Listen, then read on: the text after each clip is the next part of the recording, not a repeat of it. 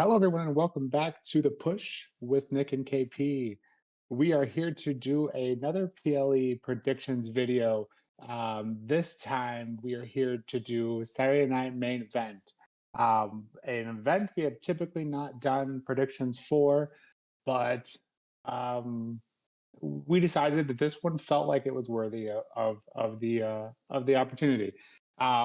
So, without further ado, let's get started into the card. Um, in terms of order of the card, I really didn't have much of an idea who would go first and last. With this first match being the only title on the line, I think you could argue maybe this match deserves to be main event. It involves a member of the WWE roster that's name is main event Jey Uso. But anyways, we will just go through the card as we typically do at every match and give our predictions on each. So first match we're talking about here is Logan Paul and Jey Uso. They are going for the World Heavyweight Championship and what has been a pretty strange build. We've hit on this on a weekly basis in terms of Gunther kind of making his presence felt for whatever reason, whether that be Logan Paul's inability to be there on a weekly basis, or just not feeling like they have enough between Logan and Jay to keep a rivalry going. Whatever the case may be, he's kind of inserted himself into this. So due to that, we kind of have that whoever wins this match, you quickly will be going up against Gunther at the Raw after Money in the Bank. So that is kind of hanging over both these guys' heads. And yeah, really not much else to go about it. I think Logan Paul thinks he's ready for it, and Jay's gonna have to go through him first, and then be rewarded by Gunther. KP, any chance? I know typically we've called these events glorified house shows. So with this being the only title on the line, any chance Logan Paul takes the title from Jey Uso on this PLE? No, I don't think so personally. We got a situation where Gunter is waiting the winner of these two. And I think when they had the first confrontation between Gunter and Jay on Raw a couple of weeks ago, I think that was basically them saying, yep, we're running this back. We'll see what happens. That's going to be June 9th after Money in the Bank, I believe they said. So, yeah, I think Raw this week was basically just a way of saying, you know what, we're not quite writing off Logan Paul. And we're going to make some sort of believability factor in here. We're going to pop it in so that people might think there actually is a chance Logan wins. But yeah, I don't believe that for a second. I'm pretty sure that Jey Uso is going to retain here. He'll beat Logan Paul, and then he'll go on to face Gunter for the World Championship not too long afterwards. So yeah, that's my initial thoughts for this one. I'm assuming you're on the same wavelength. As much as I want to disagree with you, because I think Logan Paul could I think it would be an interesting reign, even if it was just beat Jay here and take that to Gunther, and then Gunther kind of take him down a few notches. I'd love to see that as well. I think that would kind of help Gunther back to where he belongs. But yeah, if it were an actual official PLE and not a Saturday Night Main Event kind of show, I think I would be more convinced, and especially if they didn't bring Gunther in. The fact that they brought Gunther in for the event just makes me think that for whatever reason they don't think this match that they set up is worthy. So yeah, I think Logan Paul will hold it at one day, just not tonight. So with that, we'll move on to the next match.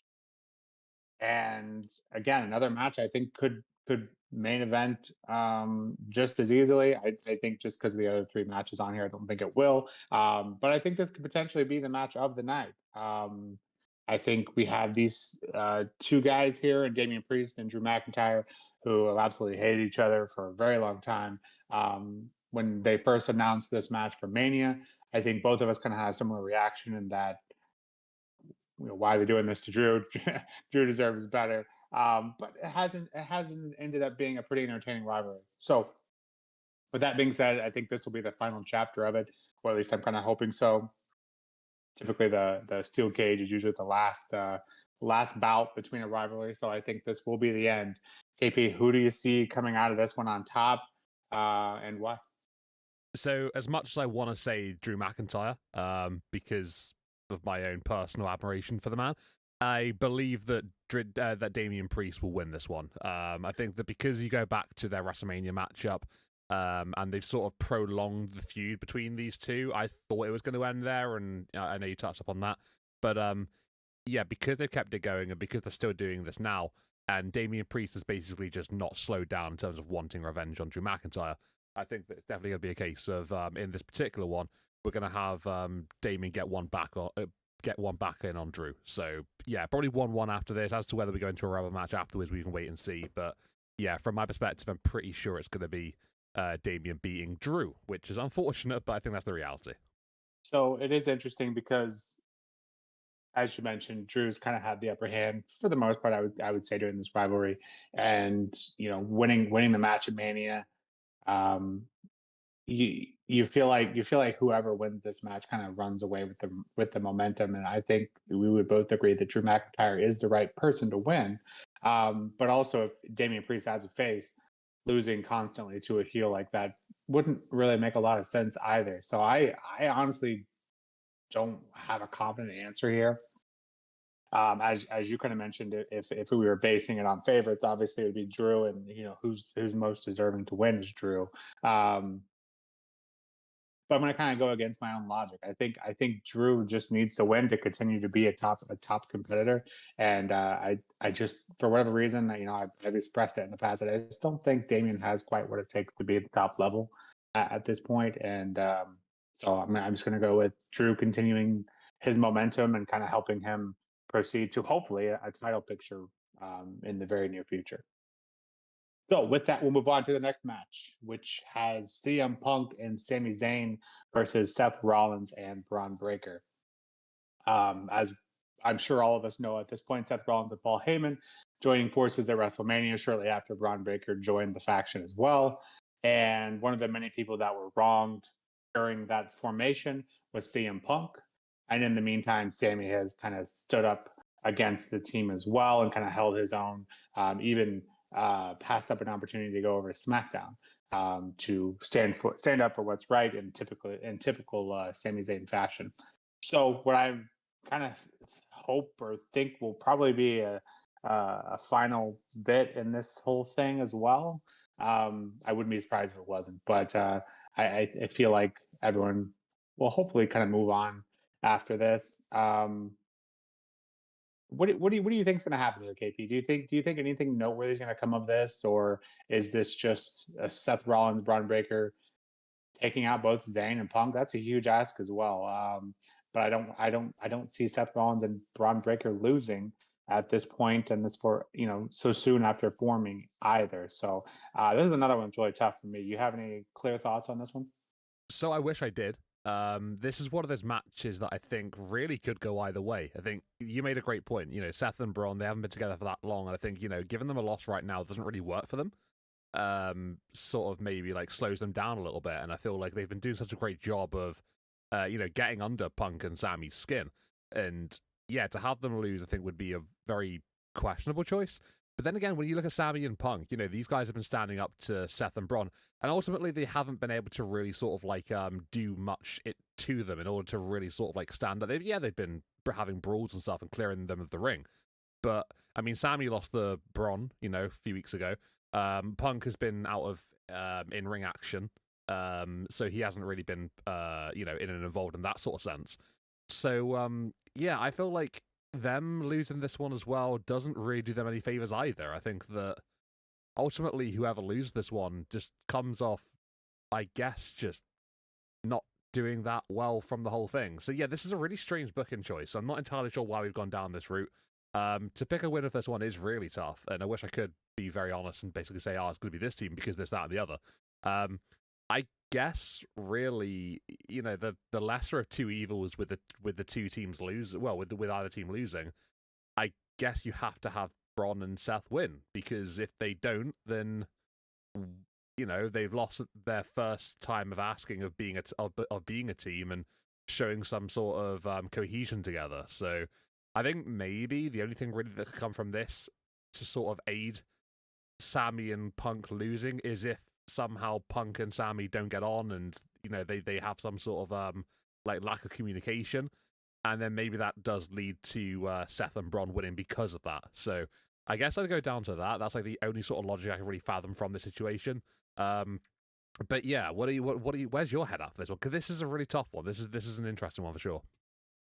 Yeah, I think the only kind of thing I can cook up that makes any sense, and if to have Sammy and Punk lose, would be if Roman were to come back. Now I know this is not a big PLE by any means, or a stretch of the imagination. So I am fluffing it up very much so.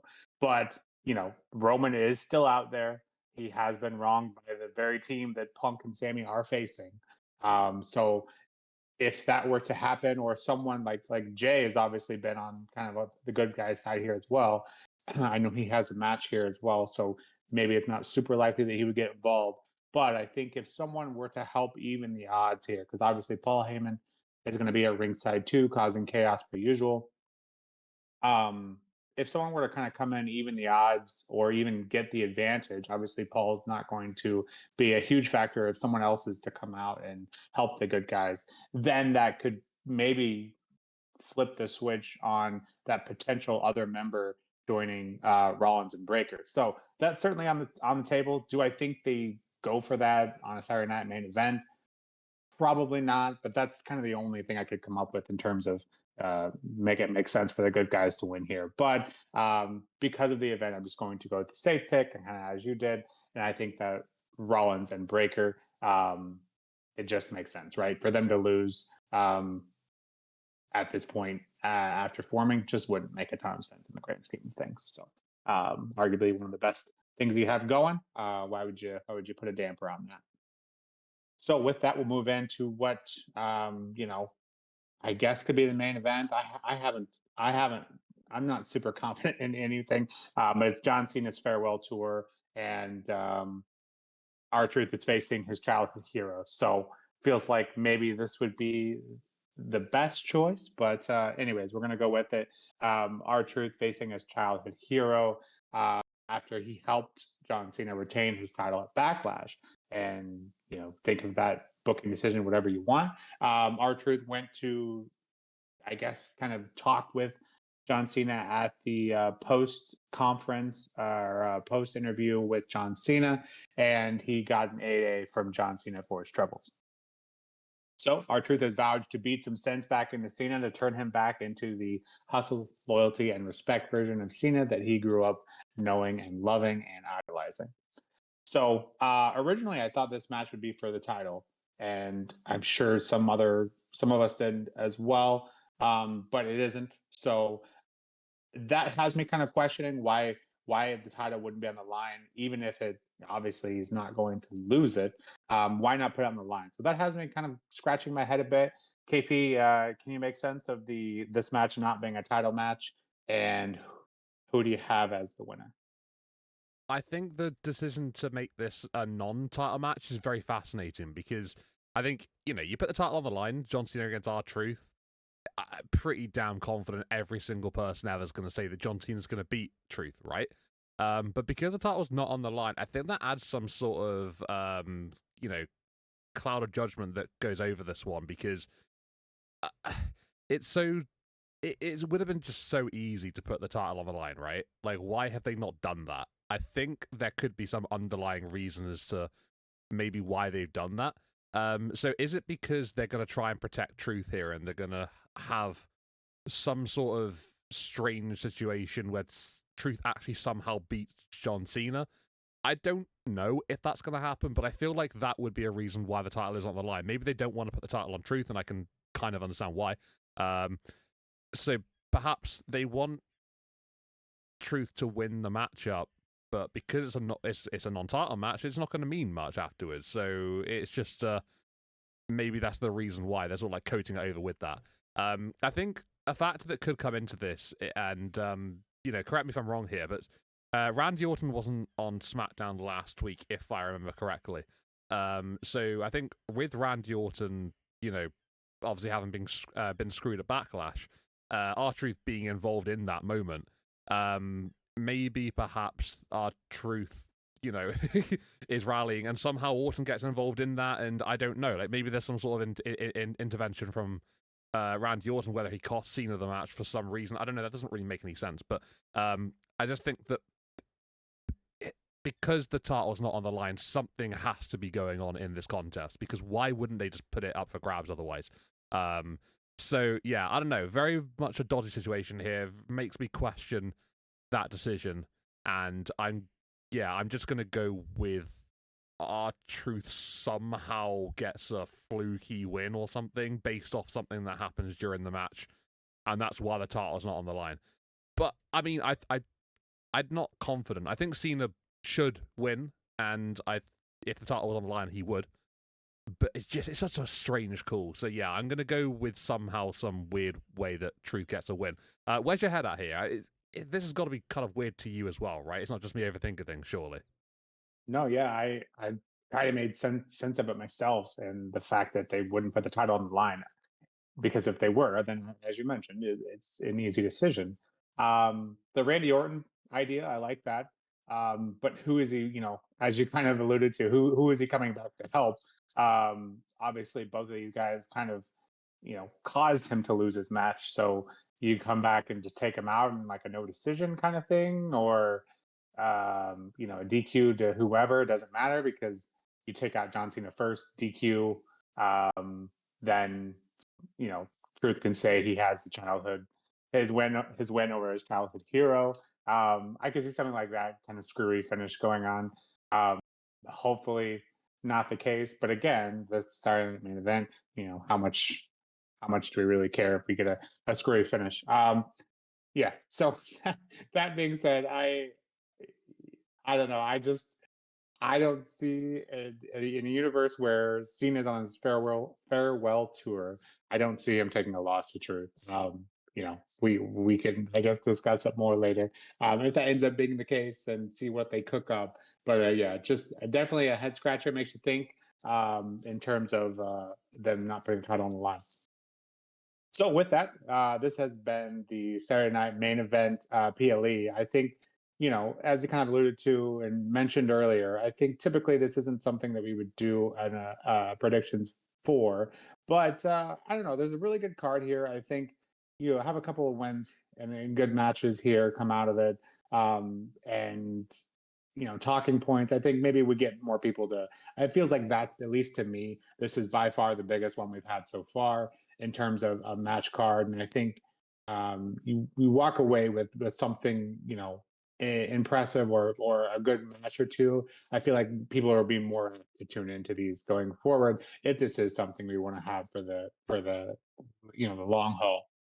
So with that, we will return to have some discussion on this after the fact. If it is worthy, if it just ends up being a glorified house show, nothing really coming of it, maybe we won't. But regardless, we'll be back for a SmackDown recap and Battleground reactions as well after this weekend. So lot to look forward to this weekend and over the next week or so. But with that, this has been The Push with Nick and KP. And until next time, we'll see you then. Take care.